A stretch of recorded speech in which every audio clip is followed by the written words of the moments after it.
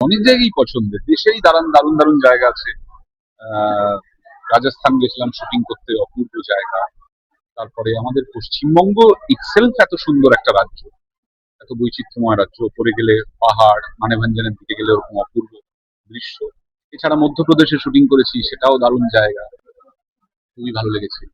গুজরাটের মানে আউটস্কার্টস খুব দারুণ, ভুজ বিশেষ করে অপূর্ব জায়গা। মানে দেশ তো চমৎকার। আর বাইরে ওই যতটুকু বললাম, একটু ইউরোপে গেছি, আমেরিকা গেছি বেশ কয়েকবার। সেটা খুবই, ওই সান ফ্রান্সিসকো থেকে যেটা হয় ইয়োসেমিতে ন্যাশনাল ন্যাশনাল পার্ক বলে জায়গা আছে, স্বর্গীয় জায়গা, নৈসর্গিক। পৃথিবীর একটা সাইডে যুদ্ধ চলছে, কখনো তোমার মধ্যে সমাজ সচেতন একটা মানুষ হিসেবে এই ভয়টা কাজ করে যে এই যুদ্ধের জন্য অনেক জায়গায় সত্যি হয়তো ধ্বংস হয়ে যাবে, দেখা যাবে মানে ভয় বা ওই যদি হয়ে যাবে, কিন্তু হয় যুদ্ধ মানেই তো কোনো না কোনো জায়গা ধ্বংস হয়। একটা বাড়ি, একটা এলাকা, একটা মানে পপুলারিটি, একটা কোনো একটা জায়গা, কত কিছু ধ্বংস হয়ে যায়। কত কিছু ধ্বংস হয়ে গেল, মানে যুদ্ধ তো সদ্য শুরু হয়নি, কতদিন ধরে গাজা চলছে, কতদিন ধরে চলছে, আহ, রাশিয়া ইউক্রেন চলছে কতদিন। যুদ্ধ তো ধ্বংসের কাজ, মানে ধ্বংসই করে, যুদ্ধ কিছু বানায় না। আমি বললাম ও এভরিওয়্যার, সেখান থেকে অন্য কোথাও যাবো তোমার country আছে, এরকম কোথাও এবং যাই হয়ে যাক সমস্ত এই রাজ্যটা তোমার সবচেয়ে ভালো আনটার মতো। হ্যাঁ, এটা তো মূল শিকড়। গো এভরিওয়ার বেড়াতে নিয়ে যাওয়ার জায়গা, আর অন্য কোথাও যাবো না, এই দেশেই থাকবে, যেমন স্থায়ী ঠিকানা এটা। এখানে আমি জন্মেছি, এখানকার মানুষ আমার মানুষ, আমি তাদের ফসল। এবং এখানকার ভাষা, এখানকার সংস্কৃতি, এই সবকিছুই হচ্ছে আমার চালিকার শক্তি, এটা আমার মাটি, সেইটাই। অনির্বাণ আরেকটা বিষয়, যেটা বই বিভাগ নিয়ে তো কথা হচ্ছে, কিন্তু পাশাপাশি অনেক দিন পর ধরে আবার নতুন একটা ছবিতে আমরা দেখতে পাবো। বিশেষ করে অলরেডি অ্যানাউন্স হয়ে গেছে, দেবদা অ্যানাউন্স করে দিয়েছে পুজোতে তোমার ছবি আসছে।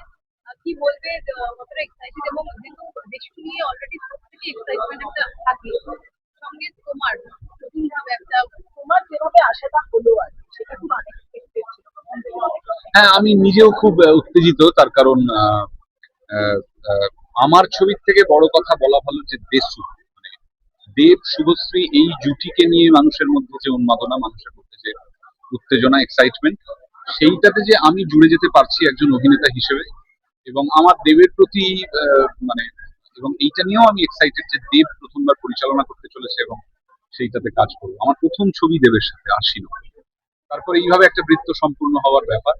এবং বহুদিন ধরে শুভশ্রী আমার খুব পছন্দের অভিনেত্রী, কিন্তু কিছুতেই কখনো মানে ঠিক শুভশ্রীর সঙ্গে অভিনয় করা হয়নি।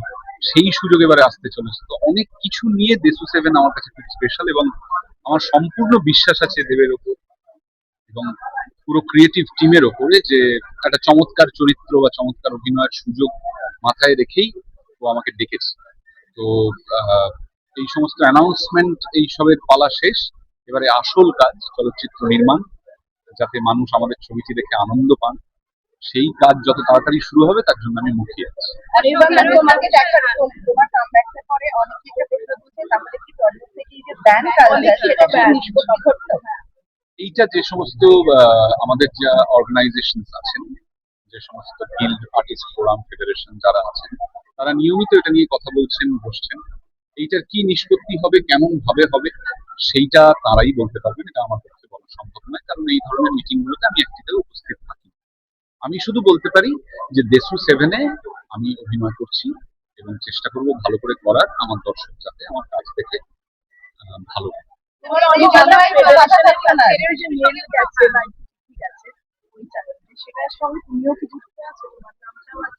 আমি সেখানে সই করেছি। আমাদের যে সিসিআই তে একটি কেস ছিল, কম্পিটিশন কমিশন অফ ইন্ডিয়া, সেইটা উইথড্র করে নেওয়ার যে প্রপোজাল আমাদেরকে দেওয়া হয়েছে, আমরা সেটা মেনে নিয়েছি এবং আমরা চাই সেখান থেকে কেসটা উইথড্র করে নিতে। সেই চিঠি, যেটা মূলত প্রসেনজিৎ চ্যাটার্জিকে দেওয়া হয়েছে, সেইটাতে আমার অবশ্যই যেমনটা বললি, কেসটার জন্য তুলে নেওয়ার জন্য প্রসেসিং করা হয়েছে, তবে যে বিষয়টা নিয়ে কথা উঠছে যে এই যে ব্যান কালচার থেকে মুছে দেওয়া, এই ব্যান কালচারটাকে মুছে দেওয়ার যে কথাটা আছে, এটা নিয়ে কি বলতে দেবে? সঙ্গে তোমার সঙ্গে একটু আগেই উত্তরটা দিলাম, একটু আগেই উত্তরটা দিলাম যে আমরা দেখতেই পাচ্ছি যে আমাদের ইন্ডাস্ট্রিতে খুবই মর্মান্তিক একটি ঘটনা ঘটেছে। আমাদের একজন আত্মজন, আমাদের অত্যন্ত মানে সকলেরই প্রিয় একজন সঙ্গী আমাদেরকে ছেড়ে দুর্ভাগ্যবশত চলে গেছেন। এবং তারপরে মানে সেই শোকের আবহে অনেকগুলো জিনিস নিশ্চিত করতে, শুধুমাত্র অভিনেতা অভিনেত্রী কলাকুশলী টেকনিশিয়ানদের নিরাপত্তা নয়, আরো অনেকগুলি নিশ্চিত করতে বা একটা এসওপি তৈরি করতে আমাদের ইন্ডাস্ট্রির যারা সিনিয়র, যারা গুরুজন এবং যে দায়িত্বপূর্ণ সংগঠনগুলি আছে, তারা মুহুর্মুহু মিটিং এ বসছেন, আলোচনা করছেন, সব পক্ষের কথা হচ্ছে, সিদ্ধান্ত কি হবে সেটা তারাই জানতে পারবে।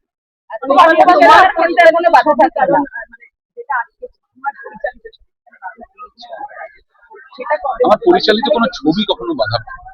শুধু একটা মিউজিক ভিডিও বাধাপ্রাপ্ত হয়েছে, যদিও পরবর্তীকালে সেই মিউজিক ভিডিও গুলো হয়ে গেছে। তাহলে তোমার পরিচালনার ক্ষেত্রে আর কোনো বাধা থাকলো না?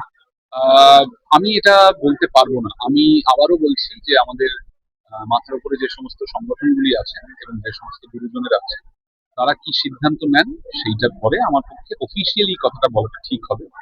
আমি যে ছবি পরিচালনা করতে চাই বা যেখানে অভিনয় করতে চাই বা গান বাজনা করতে চাই, মিউজিক ভিডিও করতে চাই, সেটা আমি আমাদের সামর্থ্য মতো, আমাদের সাধ্য মতো করতে পারি।